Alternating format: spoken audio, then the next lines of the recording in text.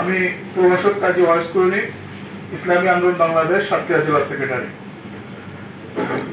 সর্বপ্রথম আল্লাহ রাব্বুল আলামিনের দরবারে শুকরিয়া আদায় করি যে আল্লাহ রাব্বুল আলামিন আমাদিগকে একটি স্বৈরতান্ত্রিক অবস্থা থেকে মানুষের অধিকার প্রতিষ্ঠার জন্য ছাত্রদের এক আন্দোলনে সবার সহযোগিতায় একটি সুন্দর একটি অবস্থা তৈরি করছেন, এতে শুকরিয়া আলহামদুলিল্লাহ।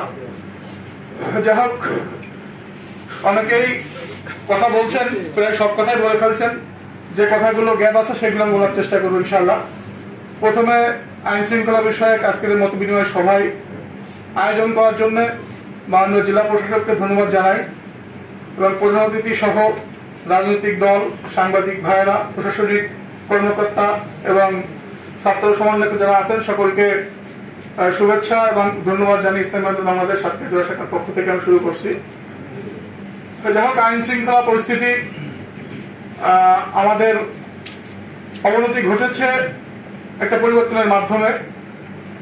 আমাদের ইসলামী আন্দোলন বাংলাদেশ সাতক্ষীরা জেলা শাখার পক্ষ থেকে আমাদের জেলাতে যে কাজগুলো আমরা করেছি, আমাদের ছাত্র সংগঠন, যুব সংগঠনের মাধ্যমে আমরা জেলা ট্রাফিক কাজের কিছু সহযোগিতা করার চেষ্টা করেছি।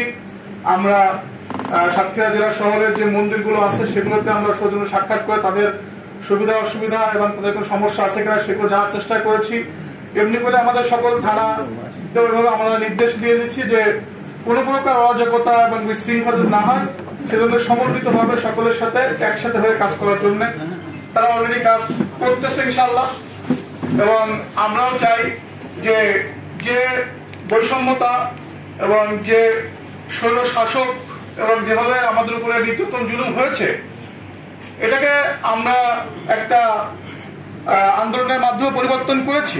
আবার যাতে কোনো প্রকার এই ধরনের ঘটনা না ঘটে, এটা আমাদের পক্ষ থেকে আমরা আপনাদের কাছে আবেদন জানাচ্ছি যে এটা আমরাও সতর্ক আছি। আমাদের সংগঠন থেকে পিসের চরমনাই উনি অলরেডি কয়েকটা সমাবেশের মধ্যে বলে দিচ্ছেন যে এরকম যেন আবার আমরা যেন কোনো প্রকার সন্ত্রাসী, লুটপাট, চাঁদাবাজির কিছু না পড়ি, এটা আমাদের সতর্ক থাকা। আর একটা বিষয় হলো আমাদের সাতক্ষীরা শহরে যেহেতু আমরা বসবাস করি, এই সাতক্ষীরা শহরে আমাদের দু তিনটা পয়েন্ট আছে যেটা আসলে অর্থনৈতিক লুটপাট এবং চাঁদাবাজি এগুলো চলে।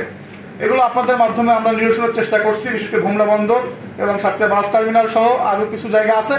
এগুলো আপনাদের সহযোগিতার মাধ্যমে আমরা চাচ্ছি একটা সৎ এবং যোগ্য মানুষ যখন ওখানে থেকে এই মানে চাঁদাবাজি, লুটতরাজ এগুলো বন্ধ করে একটা সুন্দর দেশের আমরা করতে পারি, দুর্নীতি মুক্ত দেশ আমরা করতে পারি, এই আহ্বান আমি রাখছি।